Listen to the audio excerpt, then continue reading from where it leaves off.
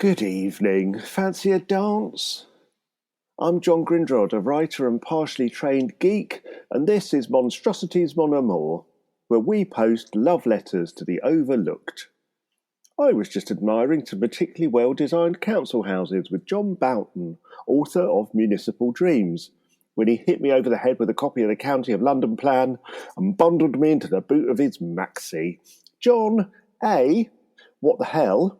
B, where are we? Oh, we're in Thetford, John. Actually, right now we're standing in front of Captain Mannering. I knew it. What else would you expect in Thetford? It's a lovely statue, actually, but it's an odd one because obviously Warmington-on-Sea, as we all know, was actually on the south coast. Dad's Army was filmed, or a lot of it was filmed in the town of Thetford and in the surrounding countryside. And there's a Dad's Army museum. So I think that's a fine kind of addition to the many wonderful things about Thetford that I want to introduce you to. Whereabouts is Thetford? Well, Thetford is in Norfolk, in the extreme south of Norfolk, quite close to the Suffolk border, because I grew up in Norfolk, but I grew up in North Norfolk in a town called Sheringham, a seaside resort. So actually the extreme opposite end of about as far away as you could get from Thetford. But I have kind of quite strong memories of Thetford as being this kind of rather mysterious and in some ways sort of alien place, I guess, to me. In my childhood. I'm talking, this dates me, of course, I'm talking about the 1960s when I was growing up in Sheringham. What I knew of Thetford then was, firstly, from the local news, BBC Look East, when we all used to watch our regional news programmes. Thetford would kind of pop up on a regular basis as this place being kind of suddenly inundated with Londoners, which, you know, from a Norfolk perspective seemed kind of odd and unusual. With my dad driving the Morris Oxford in those days, sort of drove through Thetford or sort of just bypassed the town centre, so I never knew it very well. But Thetford's an interesting place because it's kind of marooned, if that's the right word, in this kind of large area called Breckland, which is this kind of infertile sandy heath, lots of pine trees, lots of rabbits, which was the kind of great medieval agricultural product of Breckland. Thetford Forest, which they'll tell you nowadays is the largest man-made forest in lowland England. Military training areas. So it's kind of in this area and quite kind of itself, both historically and geographically, I guess. Yeah, it's a little island, isn't it, really? Yeah, I think of it in that way. That's how it has always struck me. Why have you chosen it as a monstrosity? Well, I obviously to defend it, and it's certainly not a monstrosity. It's not a monstrosity in my eyes, and hopefully not in too many people's eyes. But it is that kind of place which I think has received a bad press or a sort of somewhat critical press for a long time, over many years, I think. Partly, as I say, back in the 60s, because this it emerges as apparently this kind of rather alien presence in East Anglia. It's one of those places which we know well nowadays, I suppose, which is, which rather sort of glibly gets called left behind, and that might be a label that Thetford would reject and should reject. But it's a town which boomed and then obviously, suffered a failing economy and both the benefits and problems of large-scale immigration and so on. So it's a town which, through most lenses in terms of sort of external, which perspectives, which are the most common, is a town which has a sort of rather complex, difficult history, I guess. One of the most complex bits of it is that it was an expanded town. So expanded towns are sort of really interesting because we're sort of I guess we're more used to kind of like thinking about new towns as an entity. And in some ways, expanded towns don't really ever get talked about anywhere near as much or and they're not quite so clear in people's heads what that even means. What even is that? What constitutes an expanded town as opposed to just somewhere that just has some housing estates built on it? There is a difference there. And it's interesting that Thetford is one of these places that did get expanded as part of that programme of expanded towns. And do you think that is part of the reason why it sort of has a bit of a strange reputation among people now? Yeah, I think so. And I think you put your finger on one of the issues around it, and similar towns actually in East Anglia and elsewhere. So obviously we all know, for good or ill, the new towns. We know basically to start at the beginning, which you alluded to. I think it's obviously that plan to take out 500,000 people from London and resettle them in surrounding towns and areas, districts. So obviously the new towns are the flagship of that, but they were the Labour flagship. The 1946 New Towns Act was probably in some respects, in my eyes at least, one of the kind of most major and successful reforms of that post-war Labour government. Perhaps for that very reason, because it was the new towns were so social democratic in kind of form and ethos, they were disliked by the Tories. And so the expanded town programme begins in 1952 as a kind of rejection of new towns, a rejection of that kind of statism. And the idea is obviously that there are smaller towns around London in a broad swathe of southeast England, roughly speaking, which would welcome expanded, increased population, new industry and so on, receiving authorities, they're so-called, with London primarily being the exporting authority. That was the notion. How did the sort of expanded town programme affect Thetford? What did it do to the town? I have to quote Virginia Woolf. I don't know how Virginia Woolf creeps into this, but in 1906, she was staying in a moated country house. She was in her 20s at the time, near Thetford, and she got on her bike and she cycled around Norfolk and sort of alighted upon Thetford. And this wonderful quote that she, in her diary or whatever, she writes about Thetford. I shall think of Thetford and wonder if it's still alive. No one would notice if the whole town had got to wake up one morning. So this was Thetford in the early 20th century. It was a town with around 4,500 people population, and that was the same population it had back in 1086, back in Saxon towns. It had been the capital of East Anglia. It had been the sixth largest town in England. It has a medieval priory, a medieval castle. It's a big, important place. Population, as I say, a large population of 4,500. That population remained static for eight centuries.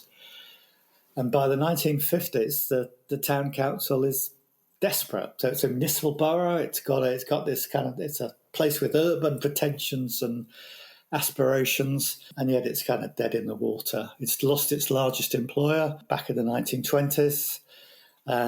It's desperate for work and people, young people moving away and so on. So what you have in the 50s, and it's kind of perfect kind of serendipity, as the town development, as the expanded town programme is announced, so Thetford Municipal Borough establishes its town development committee, and they're the two meet.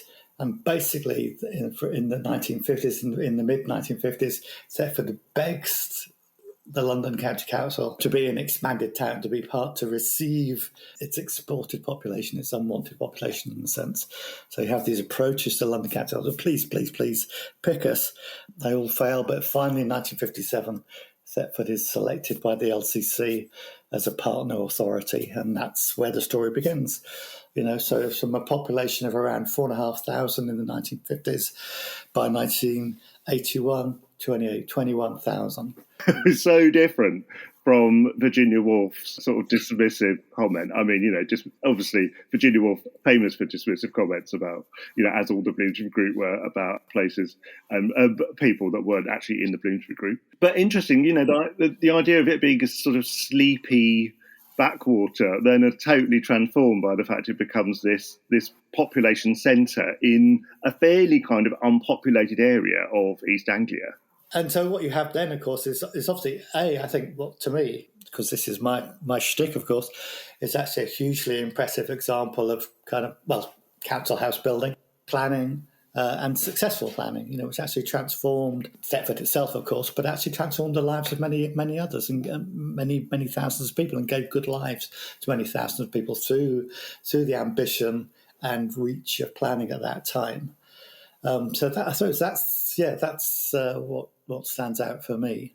And, at the point where you're encountering it and you're kind of like motoring through it with your family and sort of like seeing the fringes of it, you're encountering a place that's really in mid-transition, aren't you? That it's becoming this new settlement quite rapidly. Yeah, and of course, as a child, it meant very little to me other than being this kind of, as you said, as I said already, this kind of strange, somewhat alien but very striking new presence as a social historian of housing, as he's sort of subsequently. It's a really interesting case study of actually early council housing before 1914, but because they were quite ambitious in that respect, even as a sleepy backwater. But actually a really fine case study of sort of council house planning and design in the 60s and 1970s. You get that cottage garden estate sort of aesthetic, don't you, happening in the sort of 20s. And then we get kind of different phases of sort of modern new town estate building happening. And we sort of see like evolution of ideas going on, don't we, in Thetford, which is really interesting. As you say, sort of as a case study, it's fascinating. Yeah, you do. You see that. I mean, hopefully a lot of people now will go and visit Thetford on the back of this podcast. Have a look at the first housing, the first expanded town housing in Barnham Cross, which is kind of pretty conventional. But the next estate, Redcastle Firs, built from 1963, is this kind of classic Radburn estate. This notion of sort of separation of cars and pedestrians, housing facing green open space, service roads to the rear, and so on. So, to me, what still seems, a beautiful concept and a really kind of progressive design intended to put people and children in particular, in the midst of green space and keep them safe and sound from cars and traffic and pollution. We look at kind of like the way that cars are really affecting the environment that we all live in. That cars so affect that now in a much more dramatic way than they were then. People were very, very worried about this stuff at that point. But now that's a huge issue. There's far more cars on the road, but also cars have got much bigger. They sort of really dominate space. And it's so interesting, isn't it, to have adopted these ideas from Radburn in New Jersey, that you would have these ideas that you would separate cars out from homes, and you would allow the homes and the landscaping around homes and the paths around homes to be very kind of safe environments away from all of that traffic. Yeah, and what's ironic, of course, is that Radburn pretty quickly became unfashionable. Even in Thetford, if you look at the next estate, the Abbey Farm, now the Abbey Estate, so-called, that was certainly a kind of quite conscious rejection of Radburn because it was said that people, found it difficult to navigate their way around the estate and so on. So Radburn, is this immensely kind of popular and promoted design concept in the sort of 50s and 60s, but then becomes very unfashionable and pretty criticised. And what I find, I find ironic nowadays, of course, which is kind of what you alluded to, is that, of course, now the great fashion is that we're all told that we need streets, we need a return to a so-called traditional streetscape, which is basically cars, cars dominating our housing areas and districts, which seems regressive to me in many ways. There is something about seeing a landscape like that where it's been planned so that you're not around cars all the time. It's so refreshing, in so many sort of like new, more recent estates that you go around, the more kind of like private developer estates that we're used to seeing being built in the last like 30 years. The landscape of cars, having people kind of parking huge cars immediately outside their doors and all that sort of stuff. And then also just increasingly on all of the kind of paths and stuff so that even just the kind of normal pedestrian stuff becomes really unnavigable. It's something we've all become really used to, and we've had to become used to. And it's refreshing in an area like that where that can't happen. That is a cultural change that is sort of kept at bay by that bit of planning, isn't it? Yeah, absolutely. I guess if you kind of studied the period, you kind of know, as I say, the kind of criticisms that were made. People worried that cars weren't parked outside the house; they were subject to vandalism, antisocial behaviour, and so on. But I just come back to that notion, and this is what you see, which is that, green grass and trees are probably quite a good thing to be living within and growing up within. Walking through an average street nowadays and just feeling that really the cars are probably the dominant feature is quite depressing to me. The Abbey estate, you sort of Abbey Farm, you mentioned, which is the one that comes after that. What's that like? So they built a big spinal road which kind of snakes through the estate as a whole, with cul-de-sacs coming off it. There's just a little bit of sort of a few green space between those cul-de-sacs. But the cul-de-sac, so the spinal road has these, firstly, quite dense 4-storey housing, flats and maisonettes. The cul-de-sacs have these kind of townhouses with inbuilt integral garages. So you see, basically, in that respect, it's a much more car-oriented estate.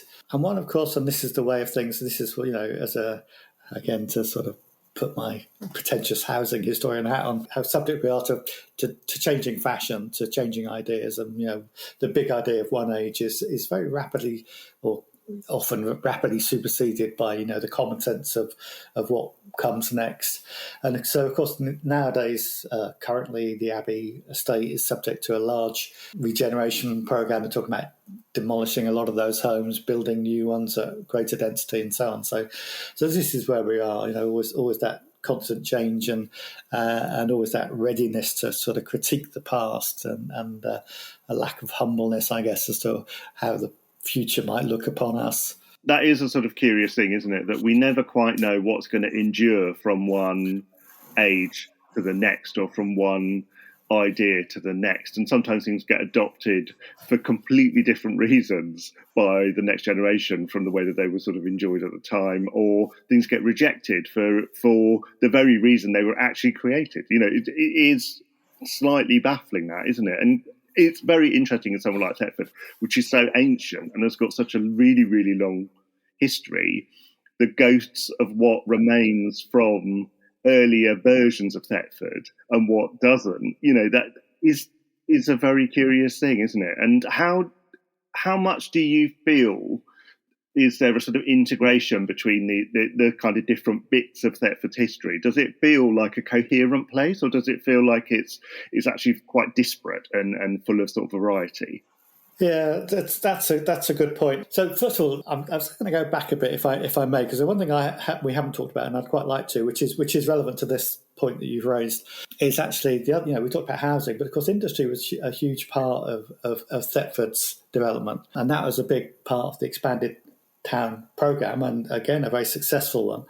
So you're looking at 50 companies being established in Thetford by the mid-60s, 70 council-owned factories by the 70s. So this was a very successful industrial programme based on what were then, of course, the new, innovative, cutting-edge, light industrial companies of the day. My favourite mini factoid about Thetford is the Conran factory, which was established there in the early 60s, which was sited in a factory built designed, I should say, by the Greater London Council Architects Department.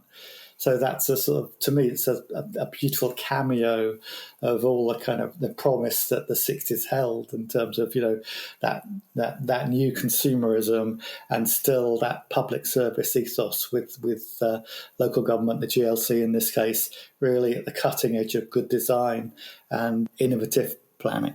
Feeding the country with amazing kind of modern design for their homes as a result. Yeah, no, absolutely. So there's Thetford, really encapsulating all that's best and most kind of progressive, I would argue, in the 60s and 70s. And of course, there's Thetford in the 80s and 90s and through to the present, reflecting and charting, a story of industrial decline. Because, of course, those companies, Conran, Multi-York, it became Thermos and so on, which all set up in Thetford, all closed down and shifted to the Far East or wherever. So its industrial history is problematic, of course, not through any fault of its own, but through that, changing fashion, which none of us sort of control or can necessarily anticipate.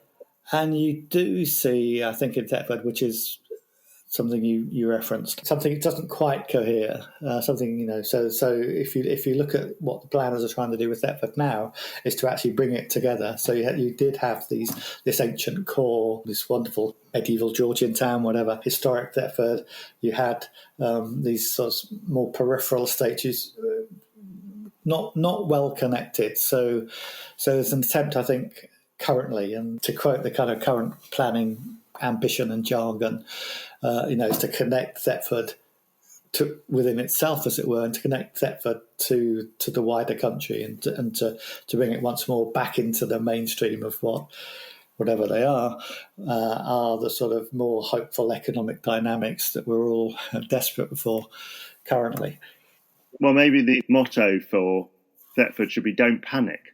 That's very appropriate, John. It's a Dad's Army dad joke as well.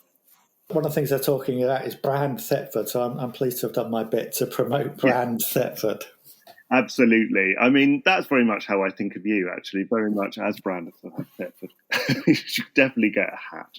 But while I was in the boot of the car, there were being kind of very nice squashy pillow there, which when I got out, I realised actually wasn't a pillow at all. It was a bag of bread. Why have you got this bread in the car boot, John? What's that all about? Well, when I find white bread that I like, I have to have it near me and by me as a ready supply, because when I go to a lot of local bakeries, or a certain well-known chain of bakers in London and around, I find it very hard to buy anything other than sourdough. And I don't like sourdough. Yeah, well, it's sort of weird, isn't it? I think there's a bit of a kind of class war that's gone on with bread. Bread feels like it's been at the kind of forefront of a whole way that we kind of see ourselves. I think because it's such a staple, it's something that pretty much everybody has, unless you are, gluten intolerant.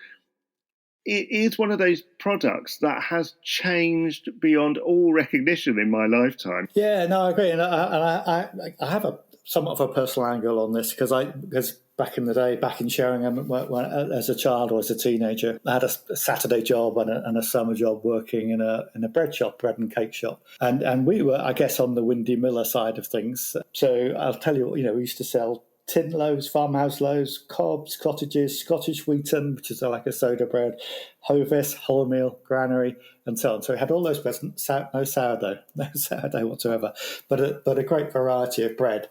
You wouldn't expect to find that kind of range nowadays, I guess. But I do find it dispiriting, and you did talk about class, and I think bread is a class issue. Everything is a class issue, obviously. Bread is a class issue, because I think sourdough, to me, it sort of reeks of sort of middle class pretension and insecurity, that we're told that sourdough bread, it's a kind of marker for sophistication. Whereas actually we had loads of very good bread in the past, not the plastic bread, but necessarily, although that's pretty good for sandwiches and toast and so on. But I just think I find it kind of that it's so hard now, as you said, to actually sort of to enjoy a range, a selection of bread, where the presumption is that modern sophisticated taste demands this one particular type of bread. So if you used to work in a bread shop, were you one of the people that's gone into home bread making? Have you got a bread making machine and all of that? No, I don't think we could quite fit one into our flat, but I'll buy a nice white bill from Marks and Spencer's. No, we didn't make bread. I mean, it was made and brought in back in the day. When I worked in, it was made in Wells next to sea, very good bakers, which I presume probably closed down now, but that's where we used to get our supplies from. There is something very satisfying about finding a lovely loaf, and also just having super fresh bread. I mean, very fresh bread is an absolute treat, isn't it? It's like one of the nicest things. And I guess if you then keep adding on extra kind of like layers of, it's really lovely fresh bread, but it's not the sort of bread I like, and there is no other option, and then you're like, I have to sort of have this. So you end up with a slightly qualified version of the thing you like, which is just a bit of a shame, isn't it, really? Yeah, I think so. And of course, everybody's got different tastes, and so I'm not laying down the law. I'm probably rather... No, this is actually the law now. Sorry, I forgot to mention at the beginning, is that everything you say now is the law. Yeah. Well, excellent. In that case, I'm outlawing sourdough with immediate effect. No, I mean, let 100 flowers bloom, But I'd like the choice, as you say, and personally, and I won't speak for a lot of people who are listening, but personally, I like a plainer bread which isn't too strongly flavoured, which actually allows, it's a platform for other tastes and delicacies rather than something which kind of takes over of itself. Lovely. Well, I think that's not too much to ask for, is it? That seems perfectly reasonable. Now, most people, of course, don't know you as an expert in bread. Your website and your project and your book, Municipal Dreams, has been so successful and so influential, and it's a sort of wonderful thing. I do think that it's been transformative in the way people think about council housing and social housing generally. How do people follow your work or find out what you're up to, and what are you up to even? Well, thank you, John. And if it's true, I'm very, very humbly proud, I guess, if you can be humbly proud in terms of that impact that you describe. And I should say to people that you were very helpful to me just as I was starting off on the book writing process. You gave time, a lot of expertise to me just as I was starting off. So that's a big thank you to you in this context. In terms of my work, the blog is still there, Municipal Dreams WordPress, so that goes back to 2013, and it's a pretty extensive archive which is still there. It's still updated. I'm far from as assiduous as I used to be, but it's definitely an ongoing project. There's still much more to write about. So Municipal Dreams at WordPress.com is definitely worth a look. What I'm doing currently, which I would like to advertise, is I'm republishing those posts on Substack, Municipal Dreams on Substack. So that's sort of basically republishing all those now somewhat historic posts, updating where possible up to a point.